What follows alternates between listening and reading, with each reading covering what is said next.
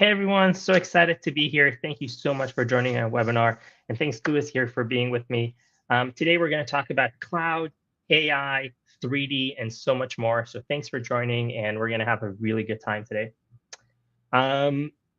Here I'm Alon from echo3D, and I'm joined here with Louis from Google. If you want to say hi and introduce yourself. Hello. We're really good being here. Yeah, we can do the intros later. Go ahead, keep going. Yeah, well, thanks for being here and really excited for this. As I mentioned, we're going to talk about a lot of the intersection between 3D and AI and cloud. So let's kind of jump in. I'm Alon from echo3D. We're a 3D digital asset management platform for companies who want to store, share 3D content, animations, Gaussian splats, and digital twins. We're going to talk about that a lot. And please, if you have any questions, jump into the chat. If you're watching this on Facebook or LinkedIn or YouTube, just to engage. We're a Google Cloud partner, which we're super excited to be, which means we can deploy our software on your Google account and utilizing all the Google AI features that come with that. So let's preface this a little bit. We are all kind of aware of 2D content. We know images and videos. And if I'm in New York and you're in California and we're both watching some episode on Netflix, we automatically get the best streaming experience. We took these concepts of managing images, videos, and streaming of content into the world of 3D, basically allowing you to share, store 3D content, animations, and interactive content anywhere in the world. And this part of 3D is really interesting. If you think of images and videos, these are usually kind of single files that work anywhere. But when it comes to 3D, that's a different beast. Files can be super massive. It can have different fragments. So a file could be textures, mesh, animations, skeletons, so not necessarily one file. And bringing them to different locations, when you think of experiences for gaming, like Pokemon Go or AR, VR experiences, that's really important. Suddenly, a 3D content has a location, has like a real world connection. So we basically took these concepts and translated them into the world of 3D. And specifically at Echo, we're seeing a lot of 3D content usage, and we're going to talk about use cases later and some kind of client testimonials. But we're seeing it everywhere. We're seeing it in automotive, and energy, and retail, and gaming, industrial design, marketing, and so much more. So this kind of new type of content, new type of file, really works anywhere. The pain that we're trying to kind of address specifically with our clients is kind of the pain of managing these type of files. We mentioned how different they are, how huge they are, how hard it is to index and search through them, and basically having a lot of kind of moving figures and moving pieces that relate to what a 3D file is. So here at Echo, we basically created this platform that allows you to centralize the files, store them, and share them really easily. And a lot of our core technology is around the compression and conversions of these types of files. I'm going to share a quick demo of the platform and how it works and how it relates to visualizing kind of 3D on the cloud. You'll see this platform running on the web browser, again, powered by kind of Google Cloud behind the scenes. So basically, it's an app that you can deploy on your Google account or on ours and allow you to interact with 3D content really easily. I'm going to jump into a quick showcase of the platform. You can see here, for example, this is kind of like 3D robot or a 3D car. These are 3D files that are stored in the browser in Google Cloud behind the scenes, and Echo allows you to render them in the browser. It allows you to separate them in different collections, so you can decide who has access to what and administer permissions really easily. It also allows you to manage massive files. I can share some examples of Gaussian splats. These are kind of real-life digital twins of real locations that are available here.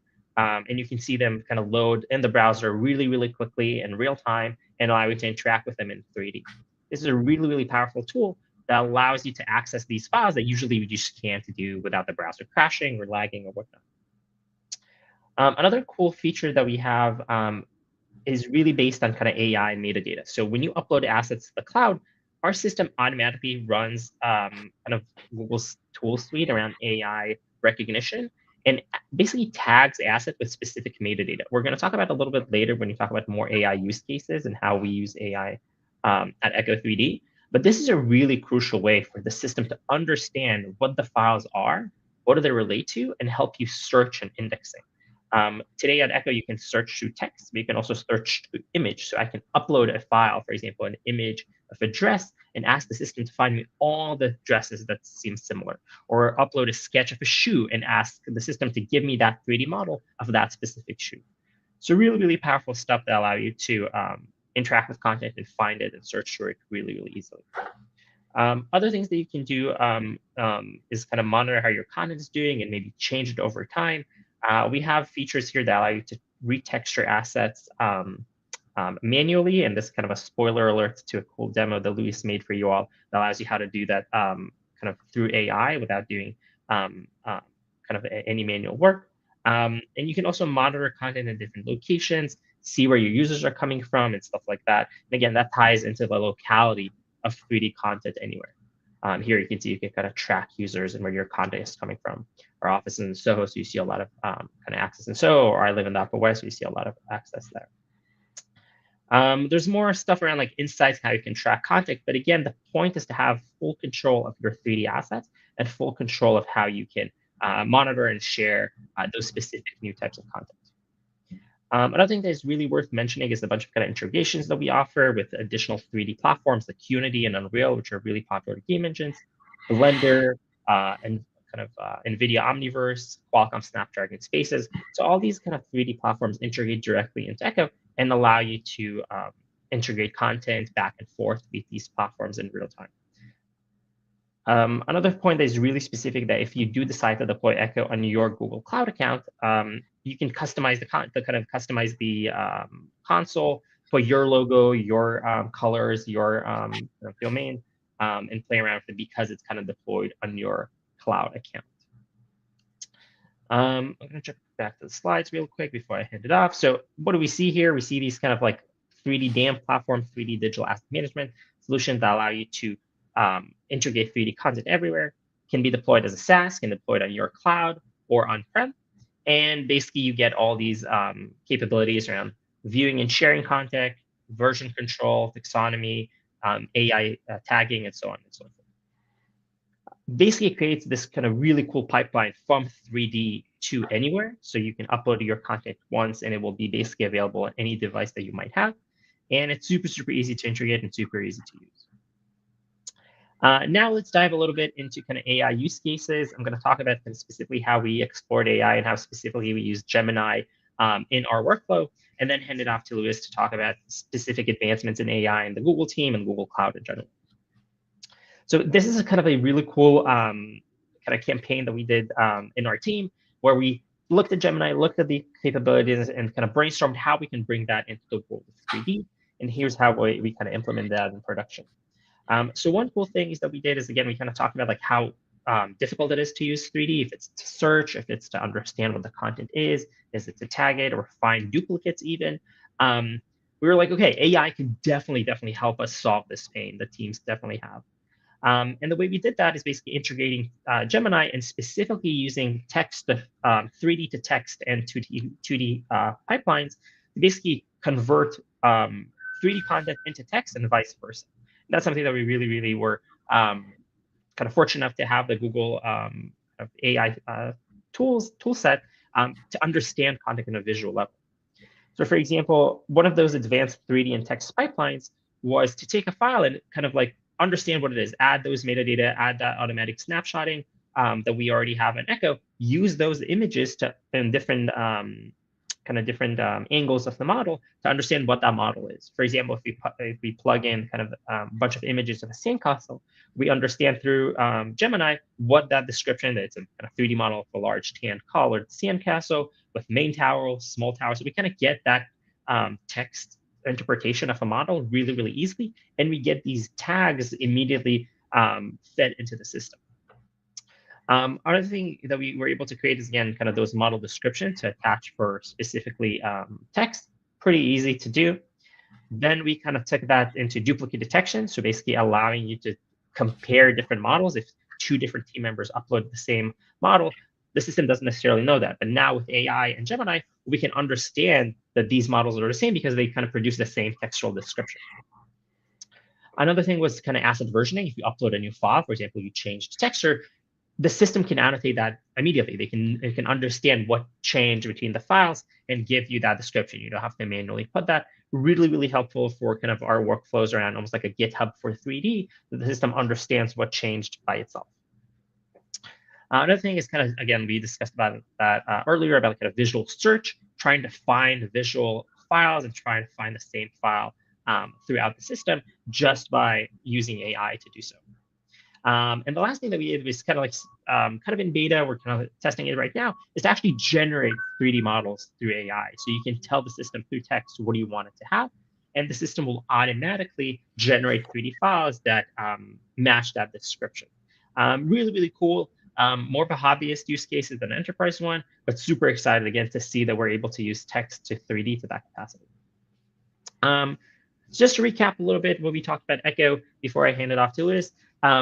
We're able to unlock 3D content everywhere. We're able to collaborate on content, share it, and basically save a lot of time and resources on managing 3D content across different teams and across different collections.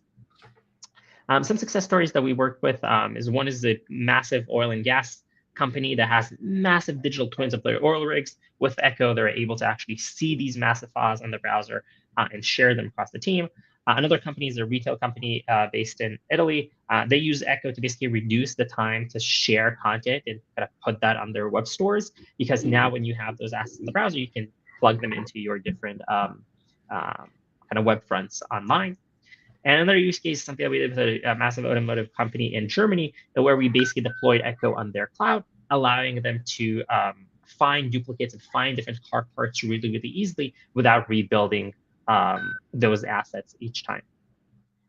A little bit more about Echo. We have over 200,000 professionals on our platform who are using Echo daily to connect different platforms and use different 3D engines, and basically seeing an exponential growth when it comes to the world of 3D and adoption on the cloud. Here's some quotes from some of our users. But now I'm going to hand it off to Lewis to say hello, to kind of like talk about AI and talk about Google's work specifically and how to enable AI use cases for 3D as well. So Lewis, take the stage. Thank you so much. All right, so I'm sharing my screen. If you could put it up on the video. Yep. As a longtime practitioner of content and asset management, I cannot understate the value and importance of having a management platform that can help you out from a productivity perspective, discoverability perspective, version control, governance in general, and so forth. So I cannot, I just greatly admire the work that the echo3D team have done in order to build a platform specifically for managing these very complex 3D assets. What I'd like to kind of talk about today is just dive deep into Google's Gemini platform. And our basic thesis is that Google Cloud is in a very unique position to help organizations transform their business using generative AI. And our flagship product is Gemini. However, I do want to emphasize that we actually have a very broad and capable stack that is optimized for AI. And this includes AI infrastructure, data management, right, and repositories and so forth. Of course, our flagship models, as well as access to a wide variety of open models. And then we have our core AI platform and a runtime for building your agents and applications. So let's dive deep and just talk a little bit about the models. As you all know by now, hopefully, we have Gemini 2.5 as our current flagship GenAI model. Gemini 2.5 Pro is exceedingly capable. It performs extremely well in the benchmarks. And more importantly, it has several core features that we'll discuss a little bit later around the context window size and its thinking capabilities and so forth that make it ideal for advanced reasoning. Gemini 2.5 Flash is our workhorse model, capable of performing almost at par with Gemini 2.5 Pro, and certainly at par with many of the other alternate models out there in the space, while also being very affordable. And finally, Gemini 2.5 Flash Lite is extremely cost efficient, very, very fast in terms of response times, and just very capable for situations where responsiveness, speed is important, while still ensuring a certain level of quality. So let's dive a little bit deeper on Pro. It is our state-of-the-art model today, and it excels at a wide range of tasks, including advanced coding capabilities. Another very distinctive feature and capability is the long context window, and this means that you could store a large amount of data into the context, into the model's, let's call it, working memory, in order to reason and infer based on that. As an example, if you see the bookshelf behind me, all those white books there, well over 1,200 pages of content. That all fits inside this 1 million token window, allowing me to then reason and ask questions about those texts, right? We talked a little bit about reasoning, but Gemini 2.5 in general is our first thinking model, which means that when you ask it a question, it spends a little bit of processing time trying to reason about what the question is and what the question behind the question might be, and then it analyzes the information in the context in order to provide actionable insights to the user. It also handles multimodality just exceedingly well. And that's something I want to highlight in today's presentation, and then the brief little demo that I'm going to show is that you can not only provide it with text, but also images, video, and audio in order to derive that information that we want. It is fast, and it is capable of using tools, and tools include Google search, but also any programmatic function that you might have, and which is vital in this as we transition from just using LLMs to building agents that can act on behalf of the user. So that was Gemini. Now what I'd like to do is pivot into adjacent spaces around generative media. And the Vertex AI platform offers you access not just to Gemini, but also to our image generation models, namely Imagine and the Gemini Flash image, also popularly known as Nano Banana, and also Veo. The current latest version is Veo 3.1. That is a state-of-the-art video generation model capable of also generating audio. And we have audio generation models such as Gemini Live, Chirp, and Lyria, as well as speech-to-text and text-to-speech. So all these capabilities are, I consider, very important when we start thinking about the next stages of the digital asset lifecycle. As you take these assets that you're managing and you want to place them in a scene or make use of them in a variety of different use cases and scenarios. So let's talk a little bit about Nano Banana. It has text-to-image capability, so that means you can say, hey, I want a scene where, for example, a poster for a summer festival. I can perform style transfer, so I can basically say, for example, as you can see in this illustration here, you see a subject and a setting, and then you can ask the model to insert that subject into that setting while applying the same artistic style. You can compose images out of multiple pieces, right? And actually, my demo will briefly show something along those lines, and so forth and so on. So these are the capabilities. And this ability to maintain consistency in terms of your characters, your scenes, and so forth can be a very valuable productivity tool for anybody who's working in digital asset management, and also in the ad space and in the overall media and industry. So now, if you want more capabilities, Nano Banana can be used in conjunction with or Imagine 4, which is our latest state-of-the-art image generation model. And then Imagine can also be used as a standalone fashion. It has incredible text rendering capabilities, multilingual support, very high image quality across a wide variety of artistic styles. And there are various different variants that you can use depending on your particular needs to help you balance performance, cost, and other factors in order to ensure that you are delivering what you need to deliver to your customers, your constituents. Our video generation model is VIO, and that model is capable of generating video, speech and dialogue, and music. It also excels at camera controls. So in other words, it understands cinema terminology, right? So you can specify what kind of camera movements you need in order to realize your dream in terms of what your scene might need. It is capable of both abstract imagery as well as very realistic imagery. And once again, it excels at giving you a lot of control. You can also give it the first and last images, and it can interpolate what those might be. And that's what this illustration on the bottom here illustrates. You can also, as these little videos. Hello, is anybody here?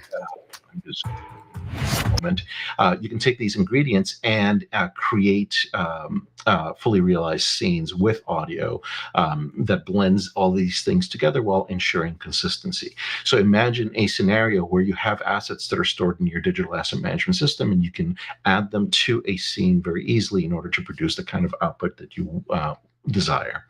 So this this model is very capable. You can do text to image. You can provide up to 3 image references for consistency.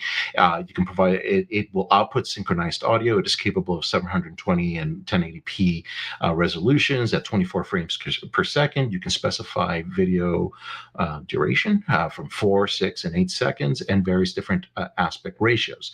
Now we also watermark everything with SynthID, which allows anybody with the correct tools to be able to easily identify AI-generated content.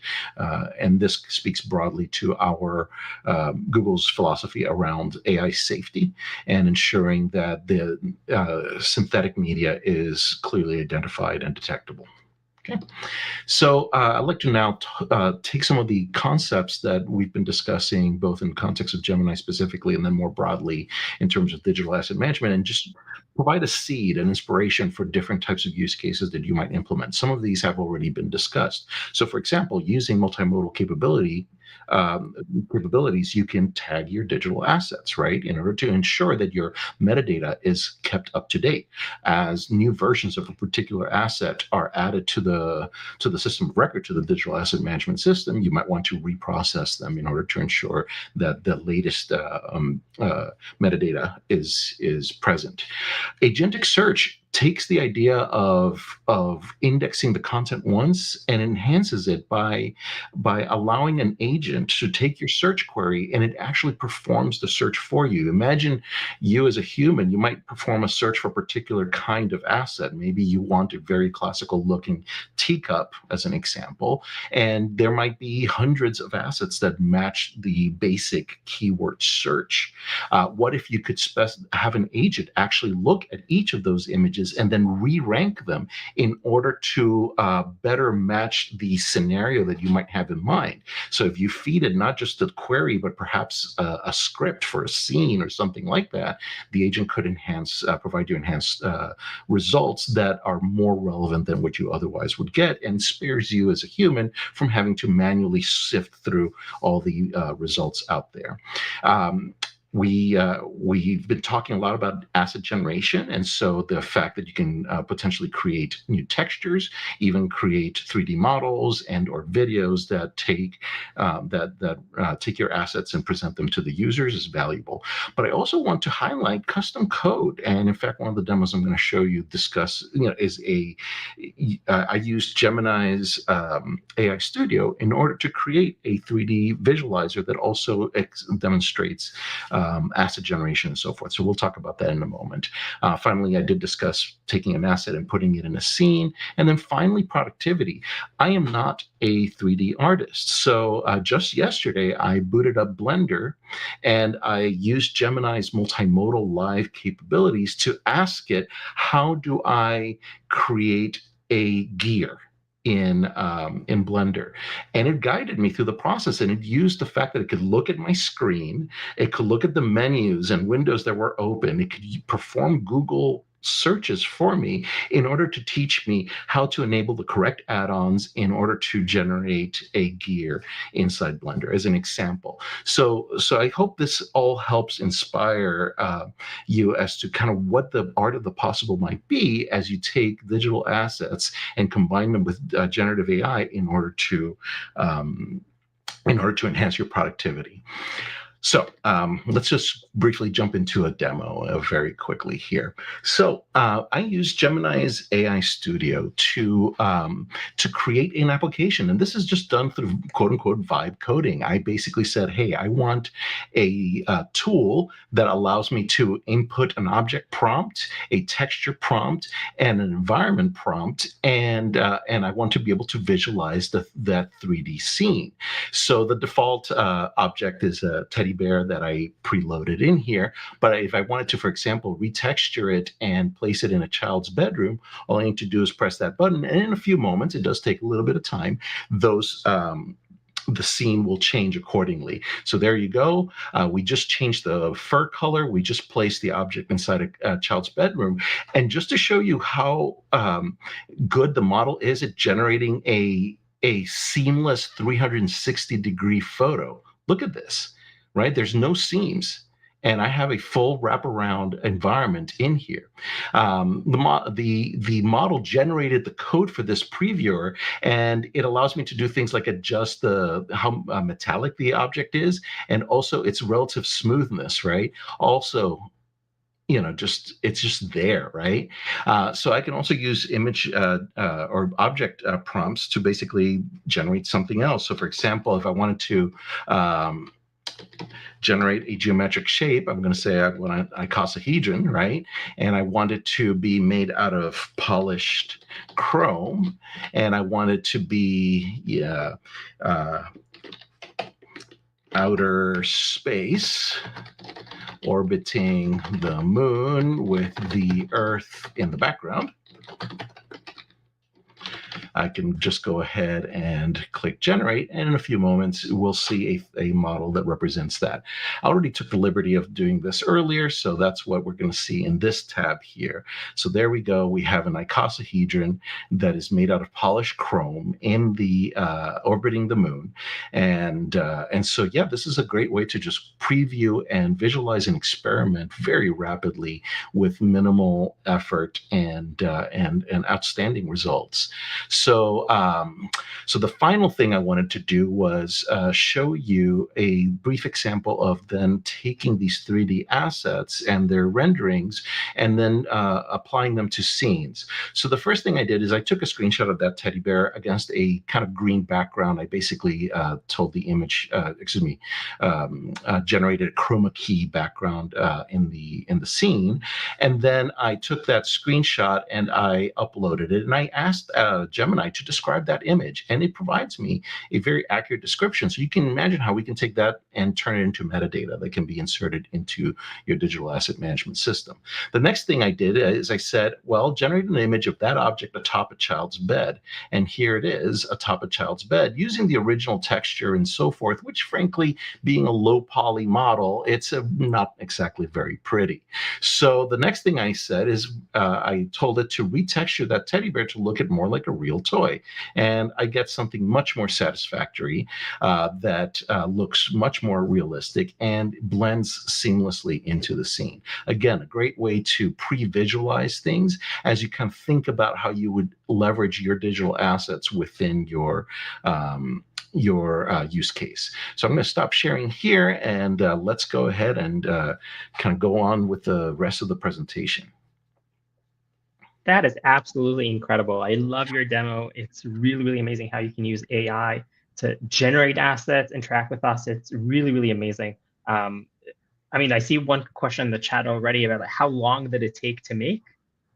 How long did it take you to kind of the demo, the first iteration, I kid you not when I tell you, it took about 5 minutes, and the prompt was basically generate an app that uses GenAI to render 3D objects and I specified using WebGL, right? And the first version worked. It gave me a cube on a 3D plain, and then from there it was refinement. So in terms of prompting and everything else, me with zero experience in WebGL, and I think that's important to note, and frankly I'm not a big JavaScript or TypeScript lover, I just kept prompting and said, well, let's add this. Let's add I don't know if you noticed, on the upper right-hand corner, there was actually a three-dimensional compass, right? Allowing me to view my orientation. And then I asked it to place a grid as well. And I kept enhancing. And every time there was a little bug, I said, well, it looks like there's an error here. Can you fix it, right? And Gemini Pro was able to do that. So I started building this today on Sunday afternoon, and I just spent about an hour on it then. On Monday, I spent a couple more, I'm going to say about 2 or 3 more hours, and that's about it. I haven't substantially touched it since. There was one minor tweak I wanted in terms of like a default setting, and that was it. So about 3 or 4 hours worth of work for somebody with no actual, 3D experience. That's incredible. And I love how we can already kind of see the connection between how you can generate assets, upload them to your platform, share them. Really, really incredible stuff. Just to maybe show our viewers right here, if I would want to do what Luis did with AI, on Echo, for example, I can add a new file and I can search. We have a collection of over 1 million assets you can use for free. So if I were to search for a bear and then find a bear and then upload it to the platform and then decide that I want to retexture it, for example, I'll do that with the car real quick. But it's really, look how many like manual work I need to do to, like, let's say retexture this car to be say purple. Luis was able to do that with just a few prompts, right? So just like easily, the minute you kind of utilize AI correctly, you're able to save so much time and so much effort just by clicking a few clicks and kind of interacting with AI. So really, really powerful stuff. And again, it seems like kind of that model of Gemini wasn't necessarily a model that's specific for 3D, and it already has those capabilities, which is really, really amazing to watch. Yeah, I would emphasize that there's been the saying floating around right now in the AI space, and that is basically, this is the worst it's ever going to be, right? So it's only going to get better, right? And I think that holds true. And I hope that this inspires you in terms of what the art of the possible might be. Yeah, 100%, 100%.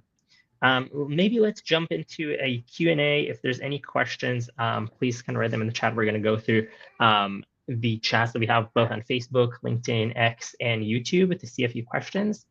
Let's see what we have here. Can you run Vertex or Gemini locally? Is there a way to deploy it on your cloud or on-prem deployments? So the model itself, Gemini, is hosted on Google Cloud, and it's only hosted on Google Cloud. Gemini Nano can be deployed onto a local Chrome browser. It is designed to run on device, right? And it's a bit of an exception. If you wanted to run an entire model locally, I would look at Gemma as an example, as an open model that can you can load it on device, you can fine tune it to do whatever you require, and it's a very capable model. But otherwise, what I personally do is I develop locally. So I write my Python code is mainly the language that I use, but I develop locally, and I'm consuming the model remotely as you would with other state-of-the-art foundation models such as Anthropic's Claude or ChatGPT. So that's kind of the idea there.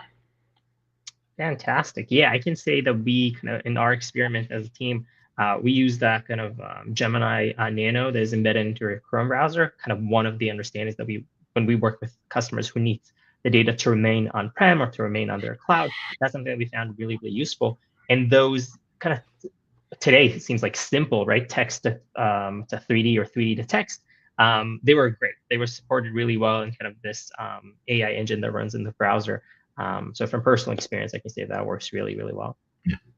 I want to point out that if governance of your data and residency is important to you, all first-party Google models are subject to Google Cloud's, when consumed through Vertex AI, are subject to Google Cloud's privacy SLAs and SLOs, right? And that includes also compliance around Sarbanes-Oxley and so forth. So you can rest assured that whether you choose to run your model locally on device or through Google Cloud, you have the ability to inherit those controls in your usage, and your privacy is absolutely preserved and protected. Fantastic. That's great to hear.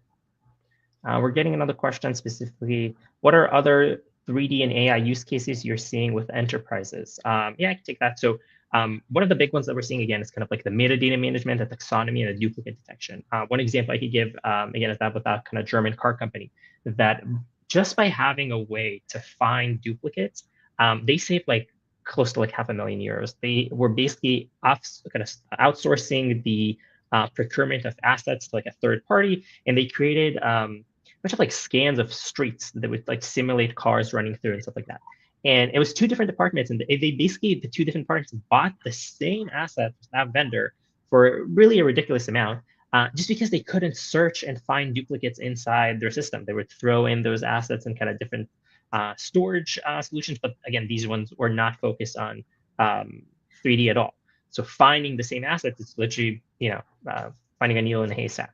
But the minute we're able to introduce kind of smart search and kind of duplicate detection and automatic kind of workflows, that really, really changed the game. So that's something that I'm super, super excited for. And see what a low-hanging fruit it is. Like all the tools that we saw AI is able to create is really just, using text, using visual understanding.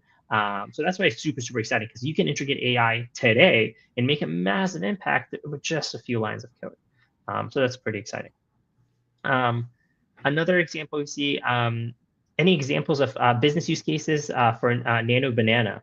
We saw that kind of blow up on social media and whatnot, but have you seen kind of companies adopt image generation? Absolutely. It's extremely well received both in the consumer space and the enterprise space. Within enterprises, probably the number one use case relates to marketing, right? The ability to take a product image, a brand, for example, a soda can or something along those lines, and being able to insert it into a scene, and then being able to generate print ad copy, web ad copy along with it, and so forth, is in and of itself extremely valuable for virtually any brand. Beyond that, virtual try-ons in fashion are use cases as well, where you can take a picture of yourself and then take an image of a particular, say, outfit, a shirt, a dress, whatever it might be, and then visualize yourself in that. In fact, we have a specialized model that is optimized for virtual try-ons as another example. So, and that's just with image generation and Nano Banana in particular. It's taking advantage of that ability to ensure that you have consistency in terms of characters or your assets, and make sure that your brand is well represented in the images that are generated. And that same idea can be transferred over to video generation through the VO models.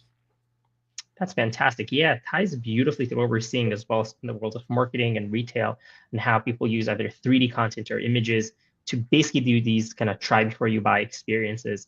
So that's a really, really powerful use case that we're seeing in enterprises as well. Ties also beautifully to another question I'm seeing around what 3D use cases excite you the most.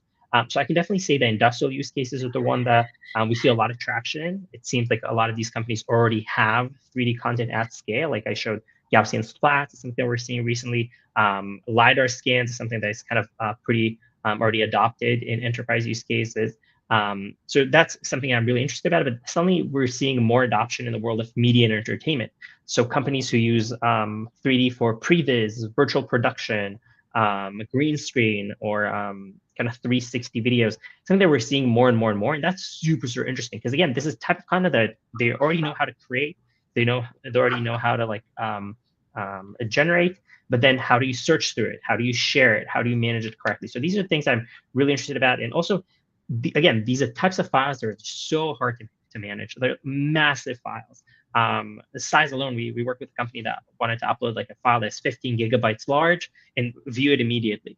And these are just technological challenges that by leveraging the right cloud infrastructure, you can solve pretty easily. So this is kind of what I'm personally interested in the world of 3D, how already existing industries that have content how can we unlock more value for them and how we can help them literally lowest hanging fruit, search through files faster, understand what the files represents faster, and stuff like that. Let's see, another question I'm seeing here. Can AI use for 3D file conversion if I want to make sure materials or textures are preserved correctly? Yeah, we even saw it in Lou's examples right here.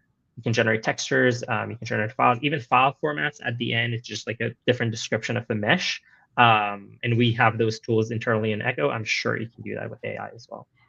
And just to emphasize on the tool front, right? Not everything needs to be done directly by the model, but rather there's already a broad array of tools that are specifically designed to operate on these objects. And by tools, I'm talking about it could be a command line tool, it could be a GUI, right, an application, and so forth. So the fact that the models can invoke tools, in other words, invoke other code, other applications, is itself very valuable, right? So a common example that I see, especially in the video generation, is something as simple as taking several video AI-generated video segments for, say, an ad, and turning them into one consecutive, say 30-second, ad unit. Well, the model can just run FFmpeg, right, and concatenate those videos using something like FFmpeg.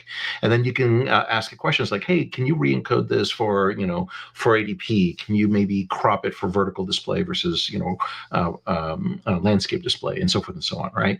So I cannot emphasize how valuable and important it is to also ensure that the AI model can access and invoke the tools for you. Fantastic. Another question that we're getting, explain again how to use Gemini for asset tagging. Sure. So when you upload an asset to Echo, any 3D model, automatically the system will generate different images of that file from different angles. We feed these images either through Google's Vision AI or Gemini, and basically get an output that we kind of also use kind of AI to merge together. And then we have a full description of the assets in 3D and what it means. We can take some of the assets, some of them kind of text there to serve as tags. We can take some of those assets to serve as descriptions, and then we can compare. On Echo specifically, we've built this kind of what we call like a similarity index. So it will use all these outputs and compare when you, again, upload, let's say, an image of a dress and you want to find similar dresses, it will try to compare and give you that kind of fine-tune control of how similar do you want it to be based on the description. So hopefully that answers the question. I'd like to add that yeah, models like Gemini excel at structured data generation, which is to say that if you give it a JSON schema, it can output this metadata in a structured fashion that can be easily imported into your system of record, such as echo3D. Right, so that is an incredibly valuable feature that I encourage anybody to take advantage of. Love it. And I'm showing live right now how you can use it. So for example, here I uploaded this 2D image of a dress, and then it found all these different dresses, including the dress that I wanted, but also, again, like different indexes and different similarities that you can kind of decide how similar you want the output to be. So great question there. Let me just check. I don't see any other questions. Any last thoughts, maybe, Louis, on 3D and cloud and the intersection between AI and 3D? This is just the beginning in many respects, right? So as I said before, this is the worst it's ever going to be. Yeah. I encourage any viewers to contact you, right, and contact us to if you want to brainstorm ideas. We're here to support echo3D as our partner, and ensure that the users of the tool are as successful as they can possibly be.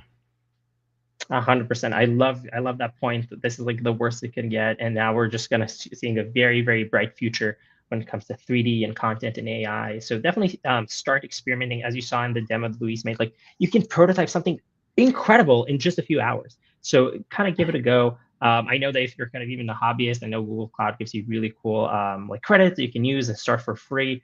Echo also has a free tier that you can play around with and a free trial that gives you access to all the features for a week. So definitely test that out and play around with it. One of the things I really love to say is that we went from like text to images to videos, with 3D being kind of the next frontier, and maybe something after that, who knows? But it's really inspiring to see, and we see that specifically in AI. We have all these kind of AI text models and all AI image models, and then AI videos, and now we're going and gearing up to like the next iteration of that, and with 3D content. So really, really exciting stuff, and what an exciting space to be in. So really, really thank you, Lewis, and thank you for everyone. As he mentioned, feel free to reach out. You can find us on LinkedIn or Twitter or Facebook or YouTube. Please kind of keep the conversations going. And thanks everyone for joining. Really appreciate everyone's time. Have a good one, everyone. Thank you so much. Thanks, Lewis.